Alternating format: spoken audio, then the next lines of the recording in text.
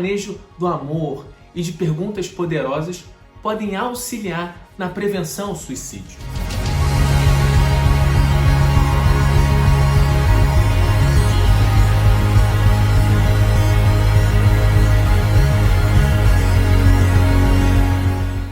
A gente também não tem como comprovar que não existe vida após a morte.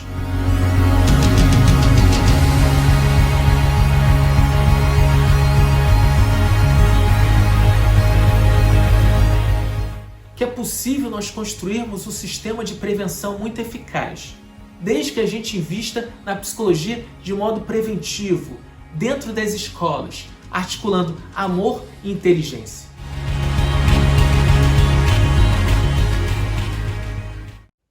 Olá pessoal, eu sou Daniel França e esse é mais um vídeo do canal Psicologia Integral.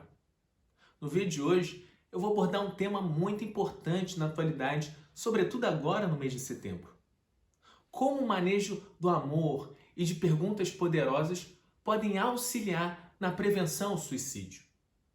O suicídio tem sido uma das maiores causas de morte em toda a humanidade, podendo alcançar pessoas de várias idades. Mas é importante prestarmos atenção ao fato de que, na atualidade, ele tem acometido principalmente jovens e adolescentes. Portanto, por mais que seja importantíssimo conversarmos sobre o suicídio, é importante destacar que a forma como os meios de comunicação tratam do tema precisa ser cuidadosa, para que não venha estimular as pessoas a vislumbrar no suicídio uma alternativa para pôr fim ao sofrimento. No que se refere às causas do suicídio, eu destaco 4 causas fundamentais. A primeira delas consiste num sofrimento psíquico, emocional muito intenso, muitas vezes acompanhado por um sentimento de solidão.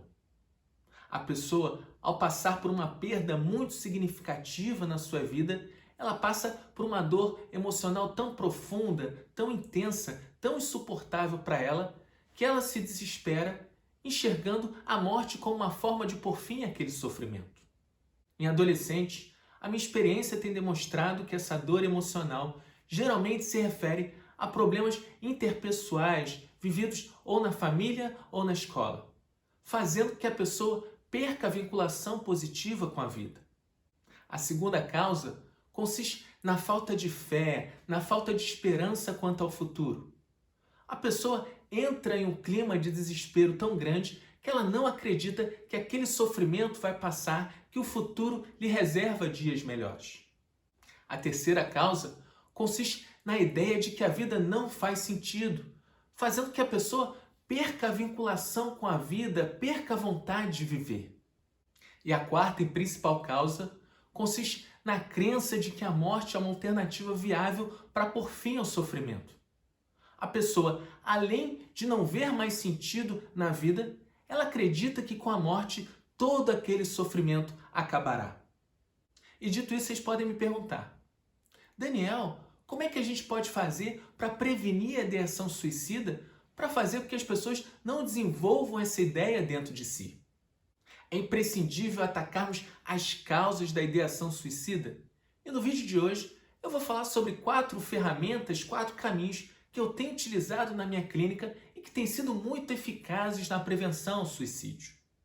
O primeiro caminho consiste no desenvolvimento da resiliência, da capacidade de suportar e de reagir positivamente às dores emocionais.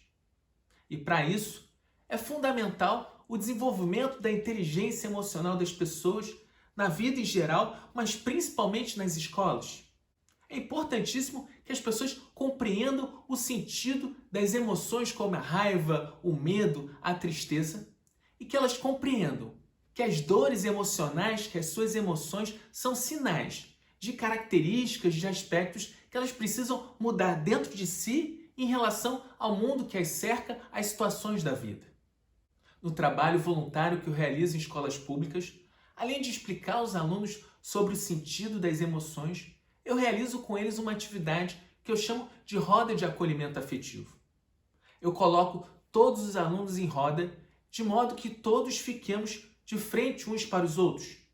Eu começo falando sobre as minhas emoções, sobre as minhas memórias afetivas na infância e na adolescência, fazendo com que eles se identifiquem com as minhas histórias e com que eles se estimulem também a falar sobre as suas histórias, sobre as suas memórias afetivas. Essa atividade é poderosíssima porque faz com que os alunos se abram, desabafem sobre as suas emoções, sobre as suas dores, suas tristezas. Isso gera um desenvolvimento da empatia dos alunos, faz com que todos eles passem a perceber os seus colegas de forma diferente, gerando uma vinculação afetiva entre os alunos.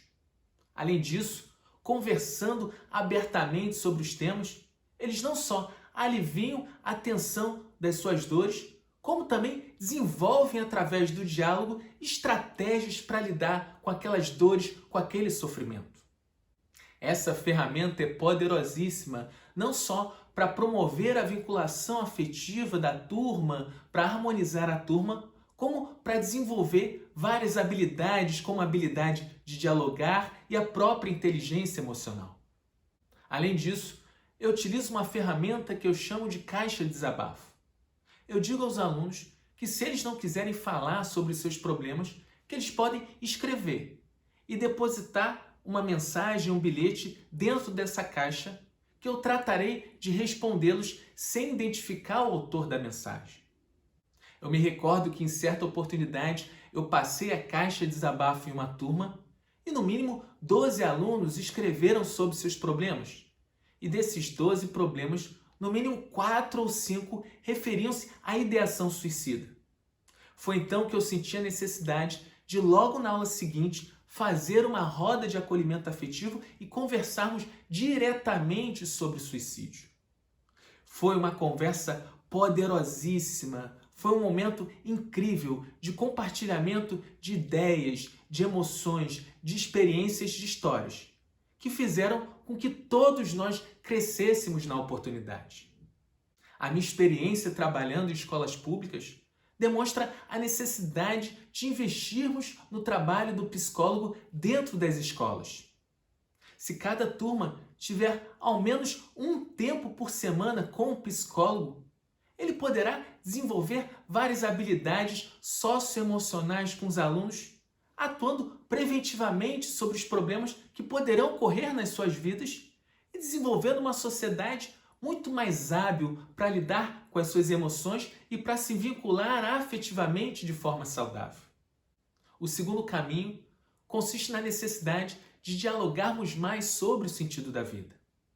Viktor Frankl, importante teórico da psicologia que desenvolveu a logoterapia, a terapia em torno do sentido, costumava utilizar a seguinte técnica com seus pacientes. Quando algum paciente revelava a ele ideação suicida, ele costumava perguntar a esse paciente qual elemento, qual relação ainda vinculava essa pessoa à vida. A pessoa costumava responder que alguma relação afetiva com um filho, com uma mãe, com um pai, ainda vinculava essa pessoa à vida. E ele demonstrava ao paciente que o sentido da sua vida naquele momento era aquela relação afetiva. E a partir daquela relação de amor, ele buscava expandir o sentido da vida da pessoa, demonstrar à pessoa que ela poderia desenvolver outras relações afetivas que preenchessem a sua vida de sentido. Nas rodas de acolhimento afetivo, eu costumo dialogar muito com os alunos sobre o sentido da vida e na medida em que cada um revela o que faz sentido nas suas vidas, todos os alunos se enriquecem quanto ao tema, todos percebem que a vida pode ter vários sentidos de acordo com as relações de amor que nós desenvolvemos ao longo da nossa vida. O terceiro caminho consiste na necessidade de desenvolvermos a inteligência espiritual. As pessoas que desenvolvem ideação suicida, elas geralmente partem da crença de que não existe vida após a morte. Quando uma pessoa me vem com esse pensamento, eu costumo dizer a ela que todas as religiões partem da premissa de que não só existe vida após a morte, como que o sofrimento não cessa com o suicídio e que ele muitas vezes se acentua após o suicídio. Portanto, eu costumo formular à pessoa uma pergunta que eu reputo poderosíssima. ainda que a gente não tenha como comprovar que existe vida após a morte, a gente também não tem como comprovar que não existe vida após a morte. Portanto, é importantíssimo cogitarmos que essas religiões, que todas as religiões podem estar corretas e que esse sofrimento pode não só não cessar, como ele pode se acentuar com o suicídio. Após fazer essa colocação, eu costumo perguntar à pessoa: se você está sofrendo muito e se existe essa alta probabilidade do seu sofrimento não cessar com a morte e dele ficar ainda pior, você está disposto a correr esse risco? Ainda sobre o tema, eu destaco alguns documentários importantes que tratam do tema da vida após a morte. Um documentário muito impactante é o do menino James, um norte-americano que desde os primeiros anos de vida revelava detalhes sobre uma suposta vida passada. E após pesquisarem sobre os detalhes falados pelo menino, os seus pais descobriram que esses fatos eram realmente verdadeiros, tinham de fato ocorrido e se referiam a um piloto de avião que tinha morrido na Segunda Guerra Mundial.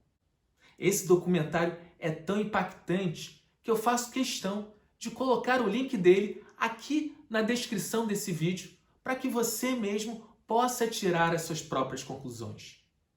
Eu considero fundamental trabalharmos a ideia de que o suicídio pode não só não colocar fim ao sofrimento, como pode fazer com que o sofrimento se acentue após a morte. Isso fará com que a pessoa desenvolva um medo saudável, um freio para que ela não execute a ideação suicida. Mas por mais que esse medo seja necessário, seja saudável, é importante desenvolvermos o amor pela vida, a vontade de viver. E aí vem o quarto caminho, que consiste no desenvolvimento das relações de amor da pessoa com a vida. E na clínica individual, geralmente o desenvolvimento desse vínculo de amor do paciente com a vida se estabelece inicialmente na construção do vínculo afetivo entre o paciente e o terapeuta. Em razão desse vínculo, é muito comum que o terapeuta construa com seu paciente um pacto de que se em algum momento de desespero o paciente for levado a ter alguma ideia de suicídio, que o paciente entre em contato com o terapeuta para que eles possam conversar sobre a questão. Mas ao longo do processo terapêutico, o psicólogo vai estimulando no seu paciente o desenvolvimento das outras relações de amor que ele deve construir na sua vida para ter uma vida saudável.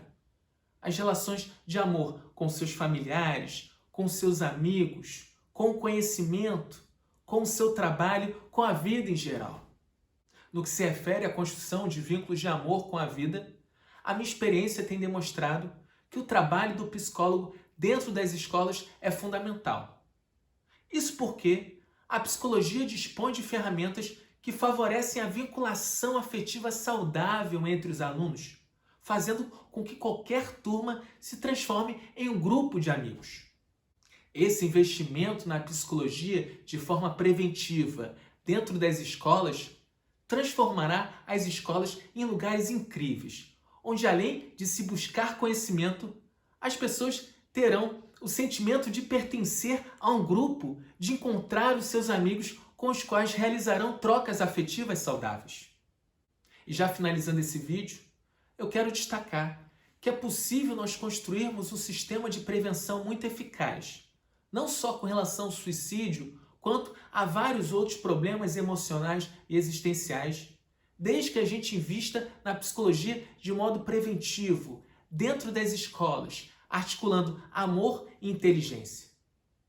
Eu costumo dizer que o amor e a inteligência são as duas forças mais poderosas da vida e que se nós investirmos nessas duas forças dentro das escolas, na educação, favorecendo que as escolas se transformem em locais de reflexão crítica, de amor ao conhecimento e de construção de vínculos afetivos saudáveis entre as pessoas, nós construiremos uma sociedade muito mais saudável, muito mais feliz. Então é isso. Hoje eu fico por aqui. Se você gostou desse vídeo, eu peço que curta ele e que compartilhe com outras pessoas que você acha que estejam precisando ouvir essa mensagem. Espero que tenha sido útil. Até o próximo vídeo.